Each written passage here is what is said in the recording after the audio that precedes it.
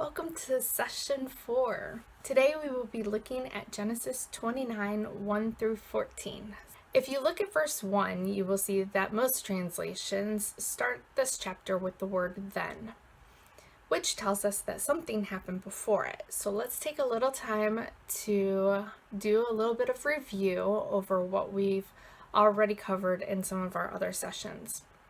Abraham and Nahor were brothers.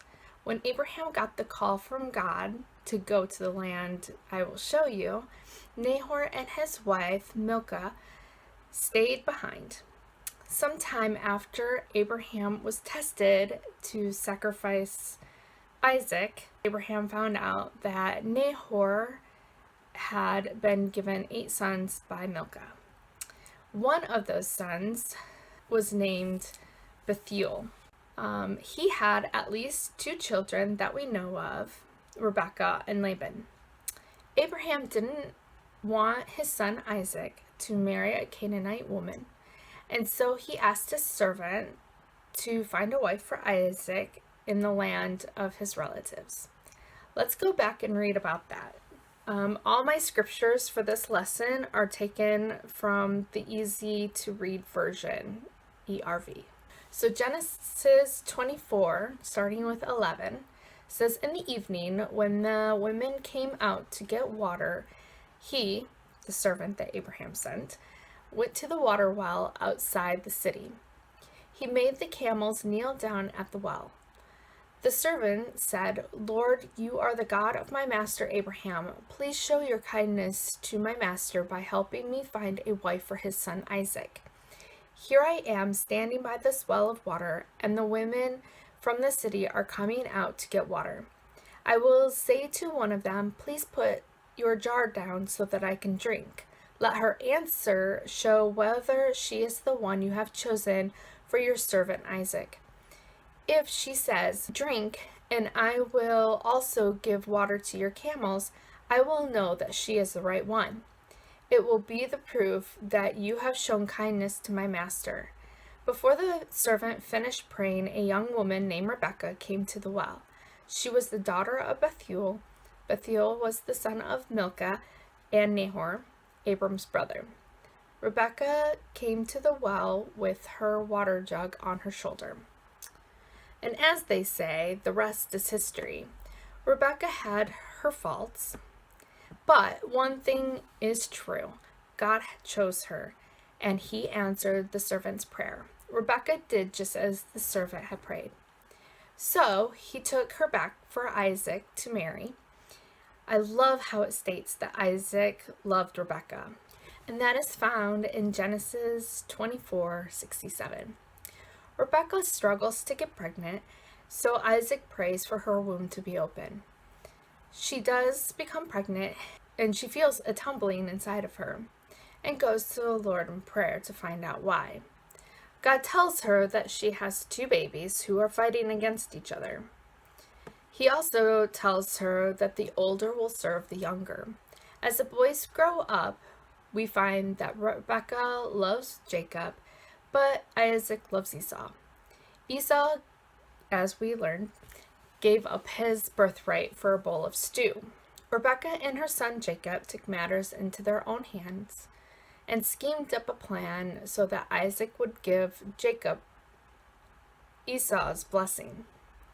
In chapter 27, verse 41, it says, after that, Esau hated Jacob because of this blessing. Esau said to himself, my father will soon die, and after we are finished with that, I will kill Jacob. Rebekah caught wind of this plan of Esau's and told Jacob to run away to her brother Laban. Rebekah goes back to her manipulating ways and goes to Isaac and whines to him that she doesn't want Jacob to marry a Canaanite woman. Instead of telling Isaac the real reason that she wants Jacob to go away, and that is to protect him from Esau because he wants to kill him. Tammy ended our session 3 by teaching on chapter 28, which shows us the start of Jacob's journey. Jacob left Beersheba and headed to Haran. Jacob stopped to rest for the night and had an encounter with the Lord. God gave him a dream where he saw angels going up and down a ladder. The Lord told Jacob that he was the God of his grandfather Abraham and the God of his father Isaac. God continues to give Jacob the same promise that he gave to both Abraham and Isaac. The Lord also gives Jacob a promise that I am sure is something Jacob, who was running away from Esau, needed in that very moment. Let's look at Genesis 28:15. I am with you, I will protect you everywhere you go. I will bring you back to this land. I will not leave you until I have done what I have promised. I love something that Tammy pointed out in our session 3, lesson 6. God gave Jacob a promise to be with him no matter where he went. He would protect him, no strings attached. No matter what Jacob had done to help his mother play God in his life, yet Jacob, in his humanness, made a promise to God: if God will be with me, and if he will protect me on this trip, and if he gives me food to eat and clothes to wear, and if I return in peace to my father's house, if he does all of these things, then the Lord will be my God. Yes, it is a head shake moment. How often do we put terms on God? Getting to a place in our Christian walk when we just trust and follow the Lord simply because he is, sure seems to take a very long time. Keep changing me, Lord. Jacob leaves his home for 2 reasons. 1, Rebekah tells Jacob that Esau is planning on killing him. 2, Isaac commissions Jacob to go to Laban's place to find a wife. The very first night of his journey east, he has a powerful encounter with God. The Lord promised to be with Jacob, to protect him. We are about to spend the next 6 weeks watching God keep his very promise. And now we're finally to Genesis 29. So, starting with verse 1. Then Jacob continued his trip. He went to the country in the east. The phrase, Jacob continued his trip, is Jacob went on his journey in the New American Standard Bible. This phrase literally means he lifted up his feet. Some of the commentaries that I have read say that the way that this is phrased means that Jacob was walking with a purpose and with intent. I recently shared on Facebook about an encounter I had with God on March 9th, 2014. I will share a short version here in case you missed the testimony. March 9th, 2006, I delivered my sleeping baby boy at 20 weeks. Since then, whenever March 9th comes around, each year it's just my sad day. I would sleep a lot and just spend it by myself. On March 9th, 2014, I was spending the day as I usually did, and then all of a sudden, I heard Jesus say, "Breathe." My mind went to a video by the Christian rock band Red, their song "Breathe." In the video, which, by the way, is a little intense and on the creepy side, just a little warning there. There is a girl who is laying on a hospital bed with an oxygen mask. As the song continues, you watch her struggle more and more because she can't breathe, until finally she's laying still and appears to be dead. At the end of the song, the lead singer leans over her and screams, "Breathe!" She then sits up, takes the mask off, and is able to breathe. At that moment, it felt as though Jesus leaned over me and yelled for my spirit to breathe. It was so real. I had never had an experience like this before. I sat up and took in a deep breath, and the sadness just completely left me. This year, as I look back through Facebook memories, I read my post from then, which said that I had an exuberant amount of energy, more than I had since before I got pregnant with Nisa. I wonder if Jacob, on his journey east, had sadness about him. I mean, his twin brother hated him so much that he wanted Jacob dead. I would think this would make your heart feel pretty heavy. Perhaps he started off quickly, but with a few miles, maybe his head was down, his shoulders slumped, perhaps his feet dragged just a bit. Then he can travel no more for the night. So he finds a place to lay his head to go to sleep. Maybe he was feeling discouraged at how much further he needed to go. Maybe he complained about the hard rock under his head. Maybe he even grumbled about Esau and the need to leave home. But then God showed up. God showed him the stairway to heaven. God promised to be with Jacob, just as he was for his grandfather Abraham and his father Isaac. Isn't it possible that once Jacob had this encounter with God, that he woke up with a smile on his face and hope in his heart? Perhaps from that moment on, he knew everything was going to be okay.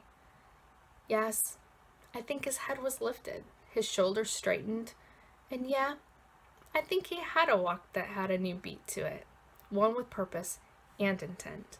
So looking again at Genesis 29. Then Jacob continued his trip.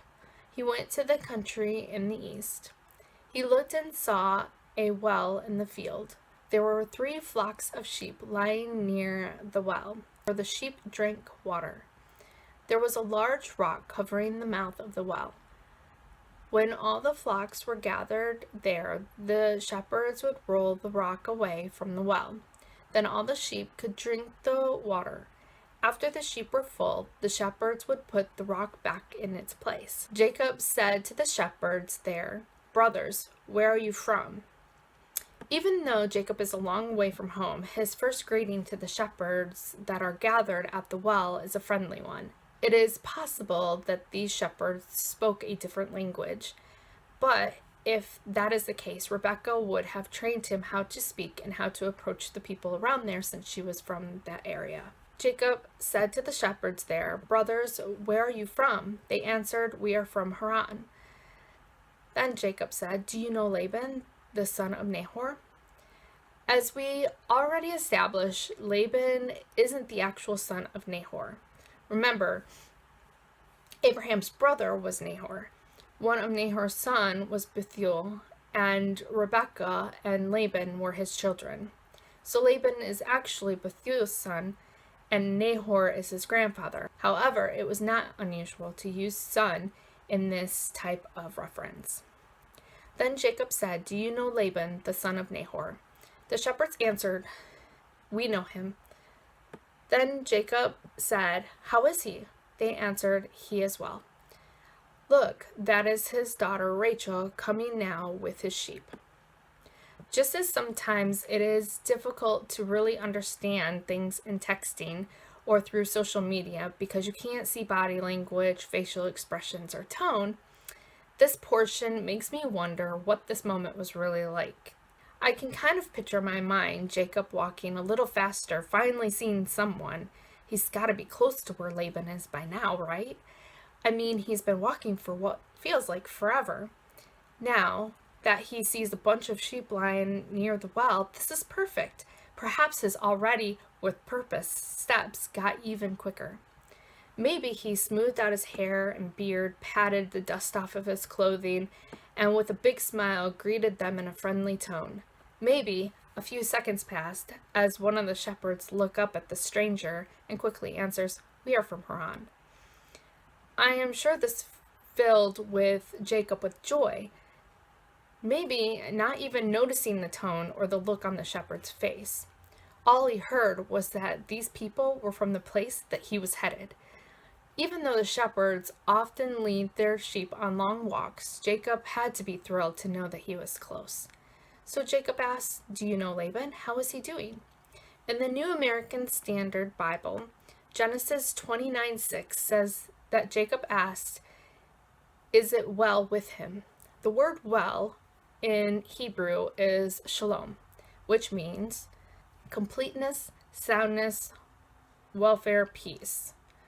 Completeness in number, safety and soundness in body, welfare, health, prosperity, peace, quiet, tranquility, contentment, peace, and friendship. Again, Jacob gets a short response. He is well. However, behold, here comes Rachel. Did the shepherds hiss the words thinking, finally, she's here. We've been waiting for hours. Kind of like, oh, look who decides to finally show up. I guess only heaven knows what the tone was at that moment. I also just need to interject something right here. Did you notice what just happened? I have found that a number of people believe that it was 500 miles from Beersheba to Haran. Other than Jacob's first stop at the place he calls Bethel, we don't get to follow Jacob on his journey. But what we do know, God showed up right at the most perfect time. So Jacob finds out that these people know his uncle. They have confirmed that he is well. And just at that very moment, here comes Rachel, Laban's daughter. Jacob didn't need to even search for Laban. God brought Laban right to Jacob. God promised to take care of Jacob, and he has. God has shown up when the time is right. He really does have everything under control. Isn't he the most magnificent God? He seriously just wows me. Alright, verse 6. Then Jacob said, how is he? They answered, he is well. Look, that is his daughter Rachel coming now with his sheep. Jacob said, look, it is still day and long before the sun sets. It is not yet time for the animals to be gathered together for the night. So give them water and let them go back into the field. But they said, we cannot do that until all the flocks are gathered together. Then we will move the rock from the well and all the sheep will drink. It did seem a bit unusual that the shepherds were at the well waiting to water their sheep in the middle of the day, because traditionally speaking, they would water the animals early in the morning or in the evening when it was cooler. Perhaps they had been waiting there for Rachel and her sheep. It seems this area did have an agreement that the shepherds would wait until all of the clans showed up before moving the rock out of the way for the sheep to drink. It is very possible that the shepherds have been waiting for a long time, grumbling about Rachel. Maybe for Rachel, she got up late. The littlest lamb kept running off. She had to break up fights between two rams, and everything seemed to be going wrong, and she hated running late.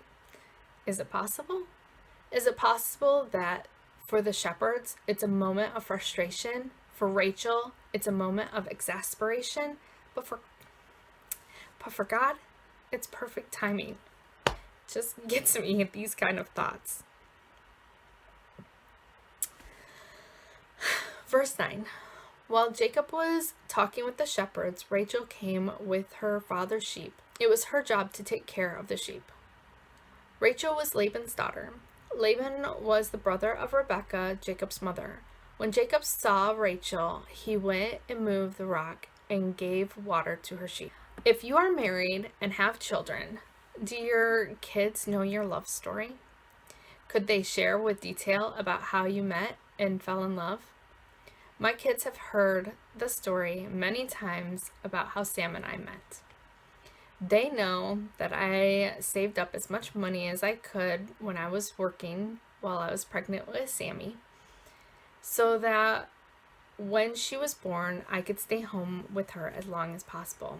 I had saved up enough money to stay home for 9 months when I had her.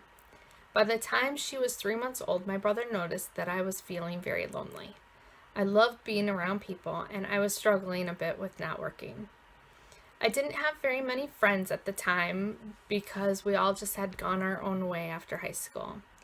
So Brody suggested, that's my brother, suggested that I get online. At that time, I was very much against the internet. I just saw it as the devil's playground, and lots of bad things to get involved with, and I wanted nothing to do with it. Now I know that it really probably was easier for me to blame Satan than to admit the fact that the technology scared me. I finally relented and let Birdie teach me how to do things on the computer. I started out in chat rooms. Let me tell you, that's not the place to start. The chat rooms were definitely filled with a lot of, I'm just gonna say it, freaks. It was nuts, honestly. So I told Birdie I really wasn't into this. It just wasn't working. He's like, well, why don't you try playing games? You know, that's a different type of crowd, I guess.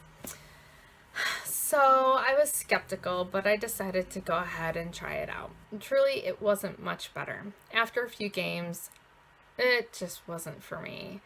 I don't know. It was just weird. I just could not get into it at all. So I decided one more game. I will jump into one Jin game, and which is really funny because I absolutely can't stand Jin. Well, at least I couldn't then. Now it's become one of my favorite games. But yeah, I couldn't stand it. I have no idea, other than it being Jesus, that got me to jump into that game. I'll jump in, play one game, get out, and I'm done with this whole internet thing. Well, I jumped in, and the guy was super pleasant.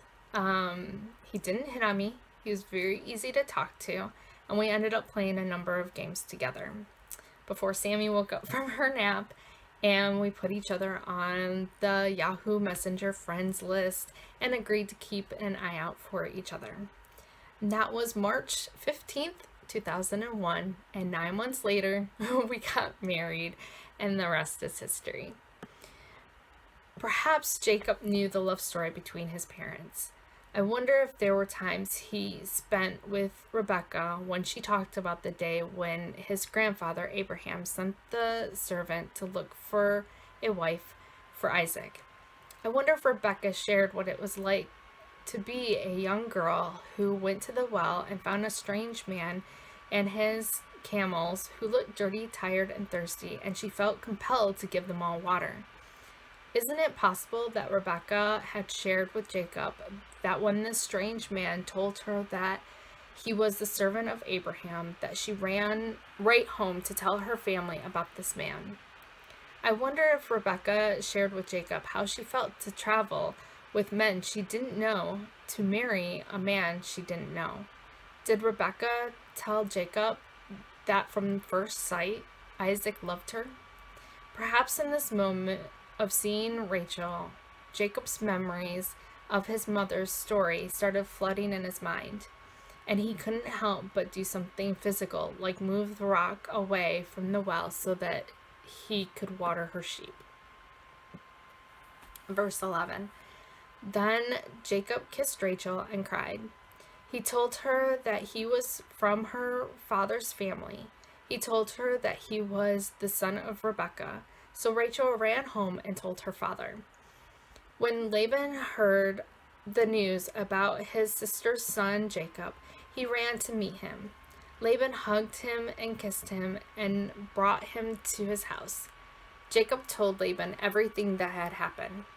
Then Laban said, "This is wonderful. You are from my own family." So Jacob stayed with Laban for a month. What a wonderful family reunion. Rebecca had been with Isaac and away from her home for 60 years. I can well imagine how excited Laban is to find out how his sister has been these past 60 years. Just as God said that he would, he had taken care of Jacob. He had been with Jacob in every single step. He hasn't failed yet, and he never will. I am so excited to be on this journey with you as we watch God faithfully do all that he has promised to do for Jacob. He is still taking care of us. These promises are for us. Remember, we inherit all these blessings through Jesus. So God is saying to us, God is saying to you, I am with you. I will protect you everywhere you go. I will not leave you until I have done what I have promised.